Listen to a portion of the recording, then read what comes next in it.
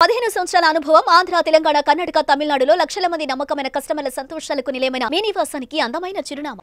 మంచిగా బొమ్మలు కూడా వేస్తారు కదా మీరు అప్పుడు మీ పెయింటింగ్స్ కి సంబంధించి కొన్ని? లేదు, సుమన్ గారు వేస్తారు. సుమన్ గారు బాగా నిజంగా బొమ్మలు చాలా బాగా వేస్తారు.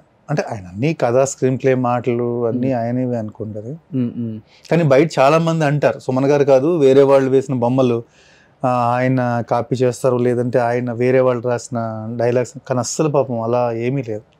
నేను చూశాను కాబట్టి దగ్గరగా. ఆయన పాట కూడా చాలా ఎర్లీగా రాసేస్తారు. సాంగ్ అంటే ఇలా ఒకసారి మైండ్లో పలానా రంగు చాలని ఒకసారి ఒక 5 minutes అనుకుంటారు, టక్ టక్ రాస్తారు. మళ్ళీ వెనక్కి వెళ్ళటం, ఆలోచించడం ఉండదు. ఆయన అలాగ సాంగ్ నేను రాశారంటే అక్కడ రాసేసారట.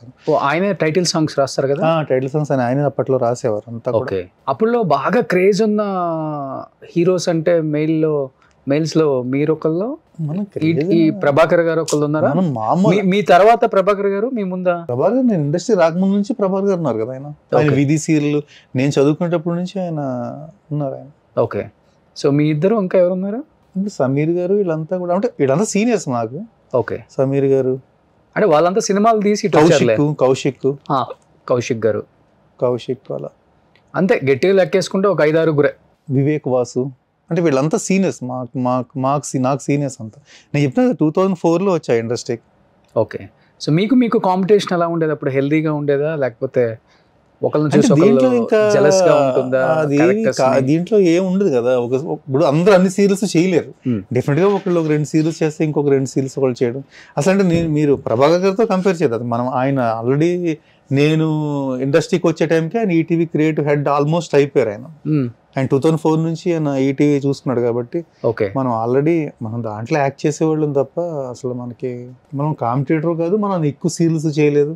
సో చేసుకుంటూ వెళ్ళిన ఒక 2 సీరియల్స్ చేస్తామండి, మళ్ళీ నెక్స్ట్ ఒకటి అయిపోతే ఇంకోటి అలా ఉండేది. అంటే ఎక్కువ సీరియల్స్ చెయ్యలేదా లేకపోతే చెయ్యనివ్వలేదా? కొన్ని పాలిటిక్స్ నడిచాయి ఇంద్రనాగ్ వెనక, ఈజ్ ఇట్ రైట్? పాలిటిక్స్ నడుస్తూ ఉంటే ఇంక మనం దాని గురించి ప్రతి చోట ఉంటుంది కదా పాలిటిక్స్, లేని చోట ఏముంది.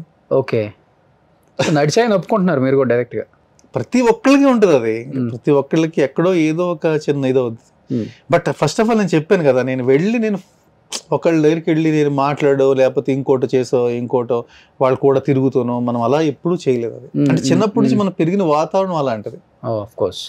ఒకలా పెరిగాం, ఫ్యామిలీ అంతా ఒకలా ఉండేది అలా అనమాట. అలా అంటే ఎలా మనిషి సెన్సిటివ్ బాగా? మీరు చాలా ఎమోషనల్ గా ఉంటారా? కొంచెం ఎమోషనల్ కంటెంట్ ఎక్కువ. బట్ మనకి ఎప్పుడు చిన్నప్పటి నుంచి ఏంటంటే పేరెంట్స్ దగ్గర చేయండి ఇచ్చే చేయి చెప్ప తీసుకునే చేయలాంటిది కాదు ఎప్పుడు కూడా.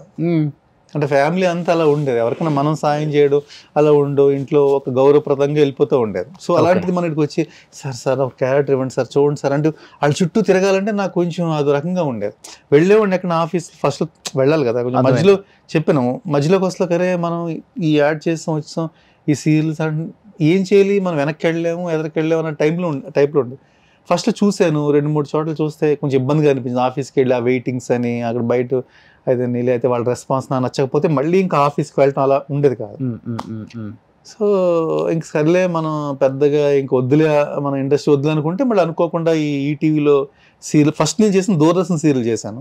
ఏ సీరియల్ ఫస్ట్ మీదే? సీతారాంపురం అగ్రహారం అని. అంటే దీనికన్నా ముందు యాక్చువల్లీ కన్నడ మూవీలో హీరోగా చేశాను ఒక మూవీ. ఓకే. ఫస్ట్ యాక్చువల్లీ తెలుగులో ఒక మూవీ హీరోగా ఛాన్స్ వచ్చింది. హీరోయిన్ రాశి గారు, నేను హీరో. ఓకే.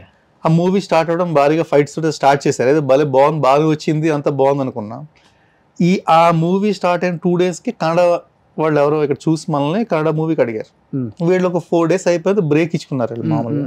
కన్నడ మూవీకి వెళ్ళి ఆ మూవీ చేశాను, టీనేజర్ అని దాంట్లో చేశాను.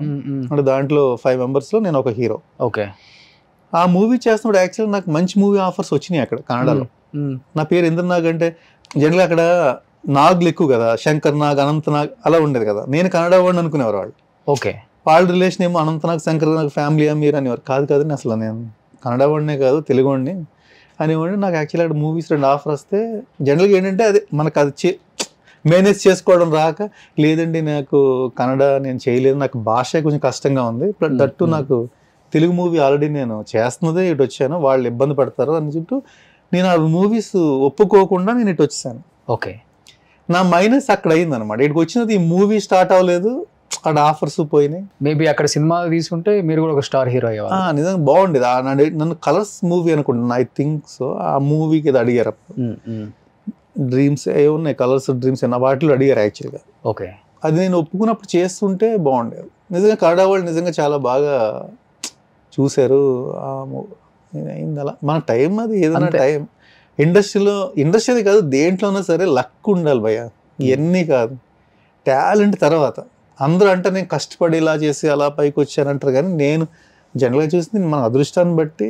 సో గుమ్మడికాయ అంత టాలెంట్ ఉండటం కాదు, ఆవగించేంత అదృష్టం కూడా ఉండాలి. అదృష్టమే ఉండాలి, ఇంక వేరేది ఏమీ కాదు. అదృష్టం ఉంటే మనలో టాలెంట్ ఆటోమేటిక్గా, అరే ఇప్పుడు మనం ఒక క్యారెక్టర్ ఉంటుంది, సైలెంట్గా చేసి అరే జిడ్లా చేసి ఏంటారు అనుకుంటారు. ఓకే, అదే మన టైం బాగుంది అనుకో, అరే ఎంత సెటిల్డ్గా చేసాడు అంటారు ఆ క్యారెక్టర్ని. ఓకే. సుమన్ టీవీలో మీ పర్సనల్ అండ్ బిజినెస్ ప్రమోషన్స్ కోసం కింది నెంబర్కి కాంటాక్ట్ చేయండి.